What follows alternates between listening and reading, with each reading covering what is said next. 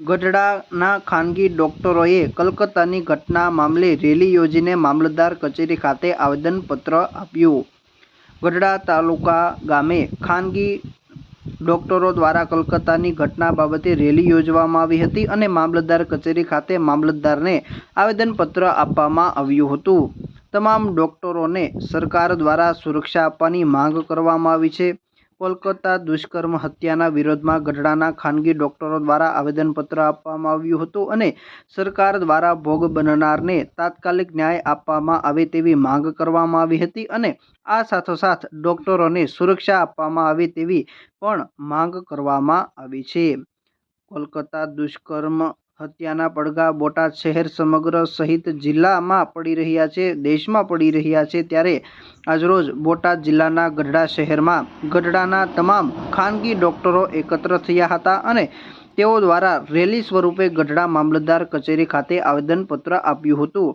ગઢડાના ખાનગી ડોક્ટરોએ કલકત્તાની ઘટનાને વખોડી કાઢી હતી અને સરકાર દ્વારા ભોગ બનનારને તાત્કાલિક ન્યાય આપવામાં આવે તેવી માંગ કરી હતી. તેમજ તમામ ડોક્ટરોને સુરક્ષા આપવામાં આવે તે અંગે પણ રજૂઆત ગઢડા મામલતદારને કરવામાં આવી હતી.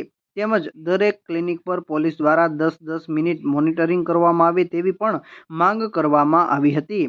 તેમ ગઢડાના ખાનગી તબીબ ડોક્ટર જેવી કળથિયા દ્વારા માહિતી આપવામાં આવી હતી. કલકત્તાની અંદર આરજીએચ મેડિકલ કોલેજની અંદર અમારા લેડી ડૉક્ટર ઉપર એક જઘન્ય પ્રસંગ બન્યો છે.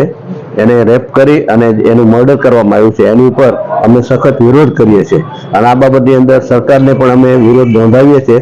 સાથોસાથ આજે એક્ઝિક્યુટિવ મેજિસ્ટ્રેટને અમને આવેદનપત્ર પણ આપ્યું છે અને આ બાબતની અંદર જોઈએ કે આને જન આંદોલન ઉપરાંત મેડિકલ સ્ટાફને કંઈક સિક્યુરિટી મળે અથવા તો ગવર્મેન્ટ તરફથી દરેકને કંઈક સિક્યુરિટી ઝોન તરીકે જાહેર કરે. અમારી લાગણી તો એવી છે કે આજે પોલીસ ડિપાર્ટમેન્ટ અથવા મામલતદાર ડિપાર્ટમેન્ટ તરફથી દરેક એક કોન્સ્ટેબલને દરેક ક્લિનિકનું છે ને 10-10 મિનિટ માટે છે ને વિઝિટિંગ ગોઠવે એવી અમારી અપેક્ષા છે, જેથી કરીને ડોક્ટરો ઉપર થતા અત્યાચારો, મારામારીના કેસો અને આવા જે અપકૃત્યો છે એને પોષણ ન મળે એવી અમારી લાગણી છે. હું અહીંયા medical officer doctor Sweety Kalathiya તરીકે નિયુક્ત થઈ છું અને આ મારો આખો સ્ટાફ છે અને અમે આજે કોલકાતામાં જે ફિમેલ ડૉક્ટર સાથે રેપ અને મર્ડર કેસ થયો છે એમના જસ્ટિસ માટે પ્રોટેસ્ટ પર બેઠેલા છીએ.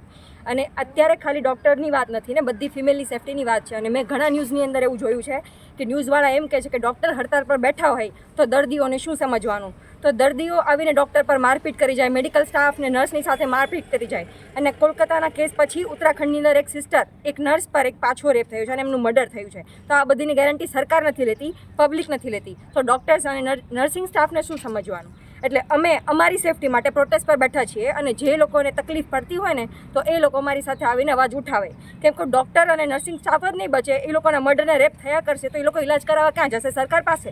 એટલે અમે અહીંયા ન્યાય માટે અહીંયા પ્રોટેસ્ટ પર બેઠેલા છીએ.